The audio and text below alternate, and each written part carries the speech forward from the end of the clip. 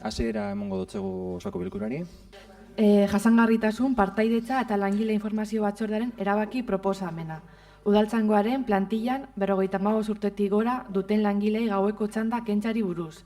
Propuesta de acuerdo a la Comisión Informativa de Sostenibilidad, Participación y Personal relativo a la exención del turno de noche del personal de la plantilla de la Policía Municipal que supere los 55 años de edad.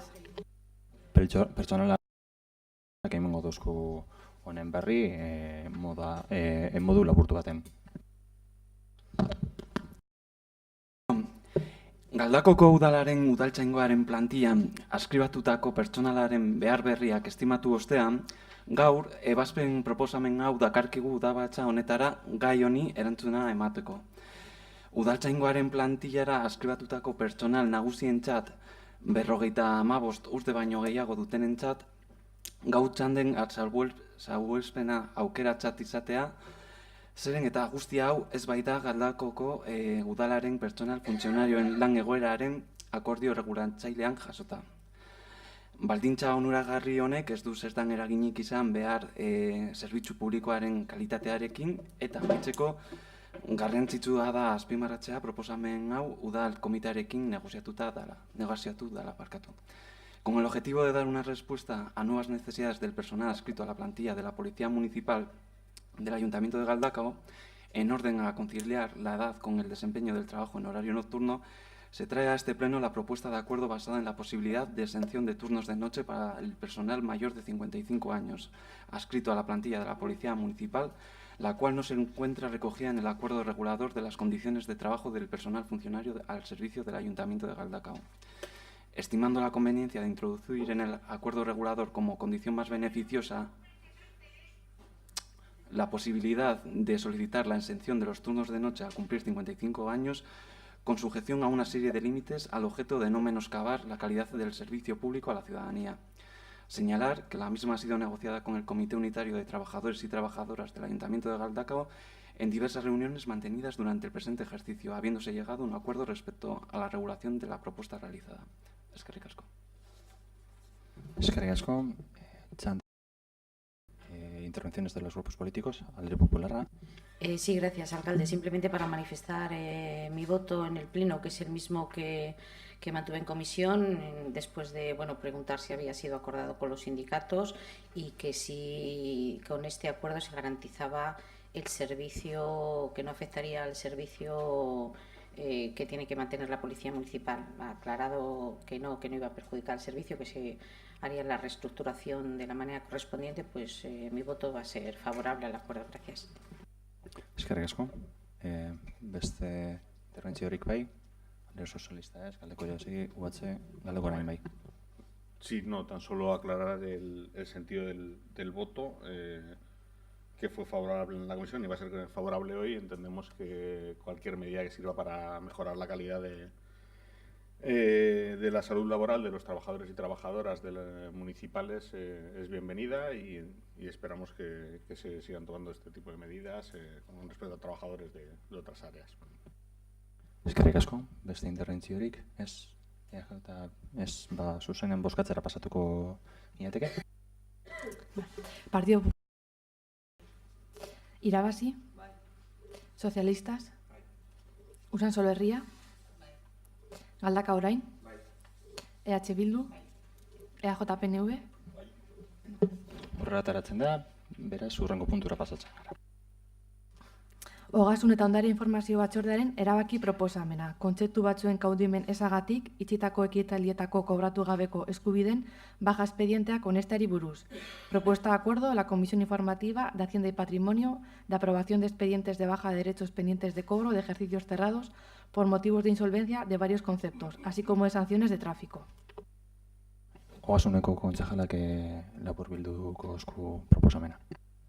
Bai, pasadan izan zen komisio informatiboa, zeinan azaldu zen, alde batetik 24.696 eurotako kobratzeko eskubideen baja onartu ziren, alde batetik eta beste alde batetik trafikoaren isunak zirela eta kobratu ahal izan ezinik dagozan beste 36.994,63 euro. Izan zen batzorde informatiboan, talde guztien aldeko botoa izan zen, bat izan ezik, EH Bildurena abstenido duzena. Comentaba que el pasado 14 de diciembre se realizó, se dictaminó como fallidos incobrables, por una parte, 24.696 euros para los ejercicios entre el 2016 y 2012, y por otra parte también se dieron de baja otros 36.924,63 euros en concepto de multas de tráfico que eran incobrables. Se procedió en el dictamen, hubo un voto favorable de todos los grupos, salvo el de EH Bildu, que se abstuvo. Eskerrik asko. Eskerrik asko, txantzera pasatuko gara. Intervenciones, un grupo político, el Alderdi Popularra. Sí, simplemente para lo mismo, alcalde. Para la posición de mi voto va a ser favorable. Después de las explicaciones del técnico en comisión, realmente tenemos una serie de impagados que sin ninguna posibilidad de cobrarlos, y lo único que hacía era generar un gasto anualmente al ayuntamiento a la hora de tener que emitir los recibos. Entonces, por un lado, pues vamos filtrando la lista real de los impuestos que tienen que pagar los ciudadanos, y por otro lado, lógicamente, el ayuntamiento se evita de emitir unos recibos que se sabe que no van a ser cobrados y que suponen un gasto anualmente. Al ser una serie de recibos importantes, pues un gasto importante para el ayuntamiento, ¿no? Entonces, mi voto va a ser favorable, porque de esta manera vamos limpiando, digamos, o filtrando el listado, y lo hacemos real a las emisiones de recibos que tenemos. Gracias. Eskerrik asko, galdeko orain. Sí, no, al igual que antes y al igual que la concejala del Partido Popular, por explicar el sentido del voto. Creemos que el hecho de que existan derechos pendientes de cobro que son claramente incobrables crean un desequilibrio en las cuentas municipales, y por lo tanto vamos a votar, al igual que en la comisión, a favor de la medida. Eskerrik asko, beste hitzik, ez? Bozkatzera pasatuko gintzen guruzu erantzun, ez? Zuzenean pasatuko gara bozkatzera. Partido Popular? Irabazi? Sozialistas? Usan Solo Herria? Galdaka orain? EH Bildu? EAJ-PNV? Onartzen da, hurrengo puntura pasatzen gara.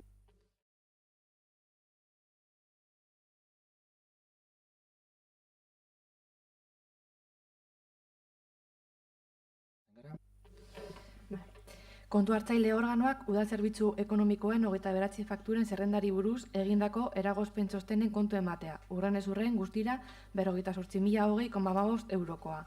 Dación de cuenta del informe de reparos del órgano interventor relativos a la relación de facturas número 29 confeccionada por los servicios económicos municipales, cuyo importe total asciende a la cantidad de 48.020,15 euros. Alkate dekretuen kontu ematea, udalbatzaren azken osoko bilkura egin zenetik, 2017ko azaroaren 30-etik eta 1896/17 zenbakitik aurrera. Dación de cuenta los decretos de alcaldía dictados desde el 30 de noviembre de 2017, fecha del último pleno, y a partir del número 1896 en adelante. Alkate dekretuaren kontu ematea, 1788, alkate dekretuaren kontu ematea, Galdakaoko musika eskola jardueren udaltegia, Centro Municipal de Actividades Musicales de Galdakao, tokiko erakunde autonomoko aurrekontuaren aldaketari buruzkoa, kreditu gehigarrien modalitatea, 45.575 euros. Dación de cuenta al decreto de alcaldía 1788 de modificación del presupuesto del organismo autónomo local Galdakaoko musika jardueren udaltegia, Centro Municipal de Actividades Musicales de Galdakao, modalidad de créditos adicionales por importe de 45.575 euros. Galderak eta eskaerak, gorogos y preguntas. Azkenengo puntua, azkenengo orduan EH Bildu taldeak erregu eta galdera batzuk sartu oskuen, edo gobernu taldeari, Eta horrek ezin izango dugu gaur bertan erantzun, ez dugulako izan astirik, nik irakurtzeko pasatuta izan astirik, urrengo plenora pasatuko dodaz. Eta horretaz aparte, pleno honetan beste erregu galderaren balin balego, oin da momentua hori egiteko. EH Bilduk zeu zer dauka esateko, beste taldeek dauke esateko, decía decir en castellano, que el grupo EH Bildu ayer a última hora, al último momento, introdujo una serie de preguntas para este pleno y bueno, yo sinceramente no he tenido ni siquiera tiempo para leerlas, con lo cual, como no hemos podido recuperar la información suficiente para dar la respuesta, las vamos a posponer, las voy a posponer para el siguiente pleno. Aparte de eso, lanzada la pregunta, si otros ruegos o preguntas dentro de este pleno de los grupos municipales para cerrar el pleno. ¿No? Yo simplemente que estoy esperando la contestación de unas preguntas por escrito. Sí, cierto. ¿Algo más? ¿No? EH Bildu.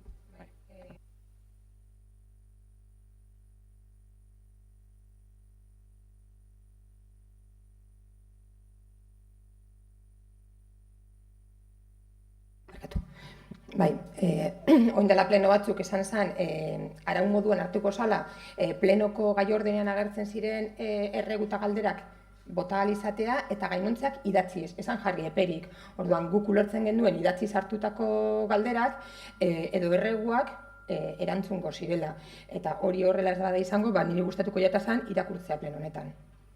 Irakurtzen balin badozu, ongo dutzu edaz idatzita eta beste plenoetan ez da agertuko. Bakarrik pleno baten tratatuko dira eskaldera erreguak, orduan, gure duzun bezala. Baina, erantzun ingo dozu ez, hauek?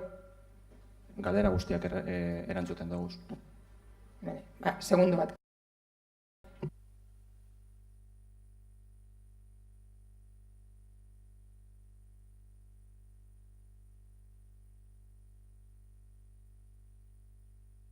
Jakun honen ganean idazkariak zeuz.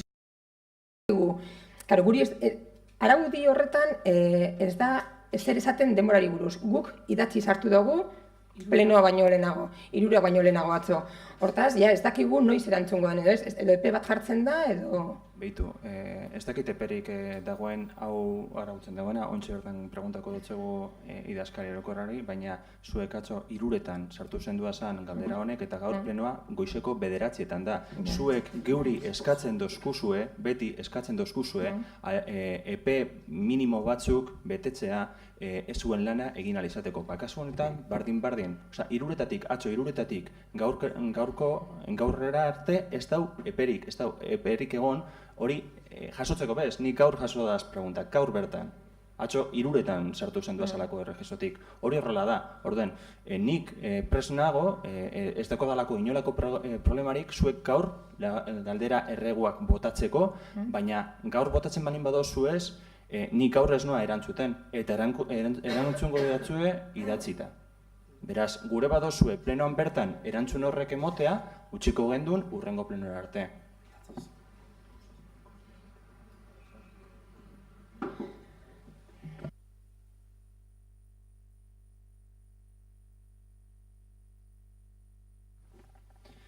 Gure erromen ez dago ez da agertzen esebez honen inguruan. Beraz, alde horretatik ez dau ezer. Bestetik, rofak esaten dau nik utzi aldotela urrengo plenora arte. Beraz, aukera dekozue, edo gaur galderak egin, edo urrengo plenoan galderak egin eta bertan erantzunak jaso. Sí, que el ROM no dice nada concreto sobre los plazos que hay que cumplir para los ruegos y preguntas y remitiéndonos al ROF, las preguntas, o sea, el alcalde tiene la potestad para poder llevarlas al siguiente pleno.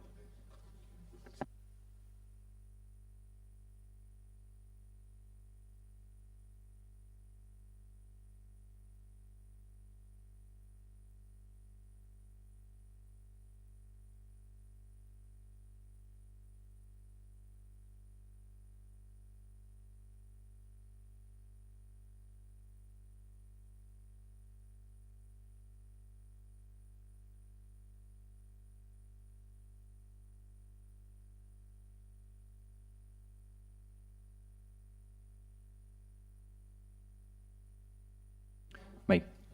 Argitzea batean igual gara eta jakitearren. Guk zuekara eskatuta, idatziz sartu izan duguz, erraztuteko zuen lana ere. Baina orain arte beti izan dugu idatzi bako plenoan bertan eta ez duzu izan zertan bertan erantzun, baina alas izan da.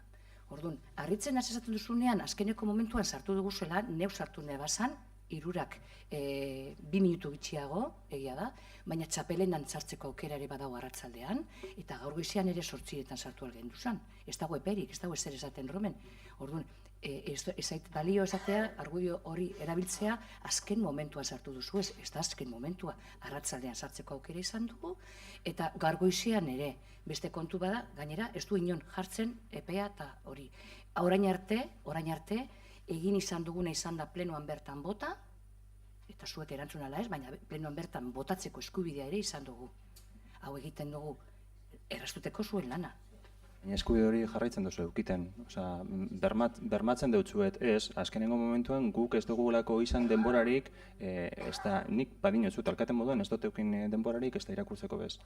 Eta gainera gauza batzuk erreferentziatzen direz aurreneko plenoa, eta akta ez dago goratzen duzu zelan aurreneko plenoan arazo bat eukin izan gendun zaratarekin. Horrela, zarata horregaz grabatu zen aurreneko plenoa eta informatikoak eraon izan behar dau hori leku aditu bateri agindu behar izan dutzo zarat hori ikentzeko eta akta jasoal izateko. Beraz, bakarrik da horregatik, gure baduzue egin orain galderak zeuen eskubide dekozue horretarako eta esan dutzu eta argita garbi. Gure baduzue hori. Oin, erantzuna, legeak derrigortzen ez baldin manau, ez dut zueten mongo plenoan, inkluso igual batzordera erango dut edo bosaramanen batzordera. Zuek nahi duzuten bazala. Bale, orduan, legeak agintzen du 5 egunen buruan erantzun behar dela idatziz. Ulertzen dut 5 egun horien barruan egingo dela erantzuna. Hori dino legeak. Dera erreteriko bata, ez dakit. Edo ez badan. Bai, Jolanda. Bale, irakurriko dugu zorain pleno, bale? Lehenengo eta behin, badakit aktarik ez dagoela, baina hemen danok gauz presente hemen aipatu ziren hitz batzuen ganean. Aurreko azaroko udal batzan, EH Bilduren bozeramaleak alkateari honako galdera luzatu zion, ia alkatea falta denean funtzio hau betetzeko, zergaitik gehienetan izendatzen den gizonezkoa den bigarren alkate ordea, emakumea den alkate ordea izendatu beharrean. Alkatearen erantzuna izan zen, hori ez dela egia. Eta kargua edo ordezkapena tartekatu egiten dela bien artean. Bigarren alkate ordeak udaletzean eskarmentu handiago duela gaineratu zuen argudio modura. Idazki honeri aurtengo alkatearen ordezkapenen dekretuak atzekitu dizkiogu aurtengo dekretu danak, ordezkapen dekretu danak. Honen aurrean Galdakoko EH Bilduk honako erregu eta galdera luzatzen ditu. Erregua da, alkateak atzera egitea bere hitzetan, eta EH Bilduren bozeramaleak ordezkapen kopuruaren inguruan esandakoa gezurra ez dela onartzean. Eta galdera da, eskarmentu handiagoa izatea bada bigarren alkate ordea alkatea gehiagotan ordezkatzearen arrazoia, talde politiko honek jakingura leuke zergaitik ez zen alkate orde berau izendatu. Eta bigarrena, el Ayuntamiento de Galdakao aprobaba en 2007 firmar un convenio con la Diputación Foral de Vizcaya para la construcción de una residencia pública con el dinero donado por Esteban Loroño. Tras su muerte, un año antes, donado por Esteban Loroño, tras su muerte un año antes, aproximadamente 600.000 euros. El 19 de septiembre de 2008, el consistorio y la institución foral firmaron dicho acuerdo que establecía la cesión gratuita por parte del Ayuntamiento a la Diputación de una parcela de 7.801,51 metros cuadrados, situada en Olavarrieta. Y la institución foral, a su vez, se comprometía a construir una residencia pública en un plazo máximo de 5 años. El plazo finalizó en septiembre de 2013 sin que las obras comenzaran. Ayuntamiento y Diputación acordaron entonces volver a prorrogar el acuerdo otros 4 años, plazo que finalizó en septiembre pasado sin que nadie haya movido ficha. En 2013, tanto Ayuntamiento como Diputación también hicieron suyo el compromiso de habilitar una zona deportiva en Olavarrieta, que tampoco se ha levantado. Ante esta situación queremos hacer las siguientes preguntas. ¿Qué va a hacer el Ayuntamiento de Galdakao con el dinero donado por Esteban Loroño en 2006? país, aproximadamente 600.000 euros. Segunda, ha pedido el Ayuntamiento de Galdakao explicaciones a la Diputación Foral de Vizcaya por el incumplimiento del convenio firmado en 2008 y prorrogado en 2013 que obligaba al ente foral a construir una residencia pública. De haberlo hecho, nos gustaría conocer las razones del incumplimiento y de no haberlo hecho, nos gustaría conocer las razones por las que el Ayuntamiento de Galdakao no ha pedido explicaciones a la Diputación Foral de Vizcaya. Y tercera, ¿qué va a ocurrir con la construcción de la cancha deportiva acordada en la renovación del convenio de 2013? Eta hirugarrena, Bai, nirekote beste bat, baina danez arlo ezberdinetakoa. Uste izan dugu hemen irakurri behar gendula ja, gainera 2017 maitzen dalako, eta azken pleno esalako.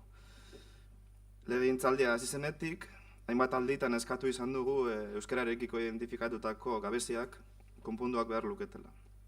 Batetik hala uste eta sinesten dugulako, eta bestetik Galdakaok badaukalako 2014-2017 maitzen dela euskara sustatzeko ekintza plana. Galdakaoko udalaren hizkuntz politika gidatuko duen oinarrizko ildoak definitzeko tresna. Horrela definituta baitator. Eta diru laguntzak jasotzeko bete beharreko baldintzak. Euskararekiko jarrera zehaztua datorlarik.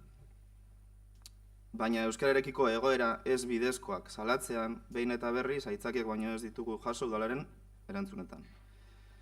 Gazteri eta kirola, euskara edo kultura arloetan komentatu izan ditugu egoera ezberdinak. Eta azkenean, gai hau guztiz transbertsala danez, udalbatzara jotze erabaki dugu. Hona hemen herrian dauden adibide batzuk. Bat, subentzia jasotzen duten elkartek gaztelera baino ez dute erabiltzen euren sare sozial eta web orrietan. Are harrigarriagoa da, kirol elkarten kasua, gazte askorentzat eredu eta izpilu direnak. Ibaizabal, Eskualoi, Klub Deportibo Galdakao. Egoera hau salatu dugun bakoitzean, udalaren erantzunak izan dira.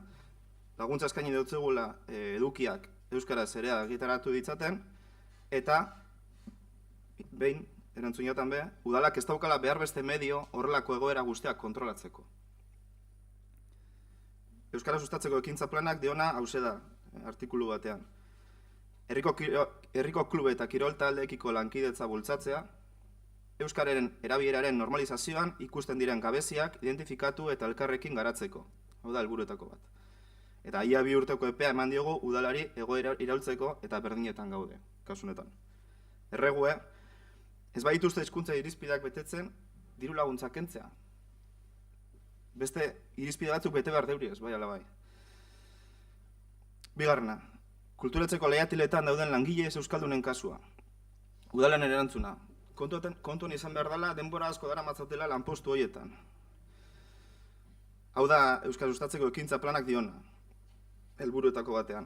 Legeriak eta kudeak eta planek ezartzen dituzten irizpideak ez ezik, lanpostuei hizkuntza eskakizunak ezartzerakoan 2 faktore kontuan barkatu, galdera erreguak egin behar direzenan beti esaten dugu, testinguru minimo bat eta gero zuzenean galdera edo erregua. Bestela bihurtzen dugu azkenengo puntu hau beste eztabaida puntu baten, eta ez da horren helburua.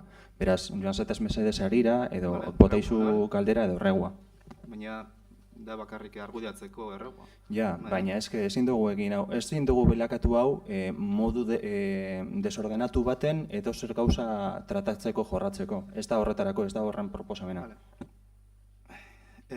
Euskal hiztunen hizkuntza ezaugarriak errespetatu behar direla, eta kasu honetan ez da errespetatzen. Beraz, erregua, bai, publikorako harreman zuzena duten heinean, kulturatzeko langileen hizkuntza gabezia behingoz konpontzea. Berbain dote kultura elkartei buruz, oin kulturatzei buruz, gero, ostalariak, eta honek ekarri dugu, 2017 amaitzen dalako, eta hainbat gabezi dauzelako, eta hainbat arlotan komentatu dugulako eta bardinetan gauzelako, eta da 2018-erako mesedez erregu bat, ia behingoz olako plan bat betearazten den, bakarrik hori da. Hizkuntza paisaiari buruz bai esartzen dugu erreguan. Mendeko komentestorio harten bertan zabaldu zana lakazala karne gigante bat, eta hortik erditigoaz eta euskara ez du ikusten inondik bez. Eta bada euskara sustatzeko plan horretan, 2014-2017koan, jartzen zen enpresekin berbabin behar dela, errotulazio finkoa eta nosbinkakoa euskaraz jartzeko kanpainak martxan jarri behar direla, eta hori ez da betetzen. Beraz, bakarrik hau, bakarrik ez da. Beste 11 kasu daude, baina bakarrik. Horretik guztiagatik, 2018an behingoz, plenu honek erregoa egiten dutzegu, benetako neurriak hartzeko eta euskara sustatzeko plan barri bat benetan betearaztea, bakarrik hori. Ze hainbat arlotan komentatu dugu, baina arlo batetik bestera pasatzen dozko pelota behin da berriz, horretik izan da. Eskerrik asko, ez dakit lapurtu nahi dozun, baina laburtu mesedez gaztelaniaz edo zuzenean entzutzaileari pasatuko dutzegun berbea. Gazteleraz, bai, hay un plan de actuación 2014-2017 y como se nos acaba el 2017, por eso lo hemos traído al Pleno, para la promoción del euskera. Y en Galdako el Ayuntamiento tiene unas directrices y desde que ha empezado la legislatura, pues hemos ido a diferentes áreas que hemos identificado diferentes fallos e incumplimientos de este plan. Desde grupos deportivos hasta asociaciones del pueblo, el personal, por ejemplo, de la Casa de Cultura, el paisaje lingüístico de Galdako, que en Historia y Arte mismo, que es la calle principal. Y este plan de actuación 2014 y 2017, pues ha estado ahí, se nos acaba el 2017 y no se ha cumplido en un montón de sitios. Y las respuestas del Ayuntamiento siempre han sido o no tenemos capacidad de llegar a todos los sitios o ya se les ha dado las diferentes instrucciones para que lo arreglen. Pero seguimos en las mismas después de 2 años. Entonces el ruego es que en diferentes áreas y todo esto, por eso lo traemos al Pleno, porque nos han pasado la pelota de área a área, diciendo que cada área tenía su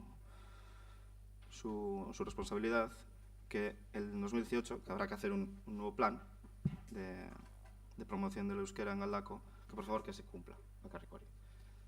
Eskerrik asko. Berbea emango dutzete lehenengo Inuguri, berak erantzungo dagoelako aurrenetik botatako galderaren bateri erantzun emango dutzalako.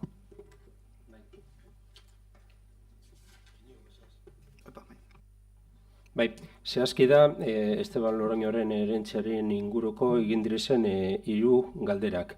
Lehenengo galderari, helburua erentzian jartzen duena da, hau da, eta helburu hau bere betearazleekin bat onartuko da. Bigarren galderari, pasadako plenoan azaldu zen lez, foru aldundiarekin hitz egiten ari gara. Eta 3. galderari, bigarren erantzunarekin erantzuten da ere. Eskerrik asko. Eskerrik asko, beste galdera.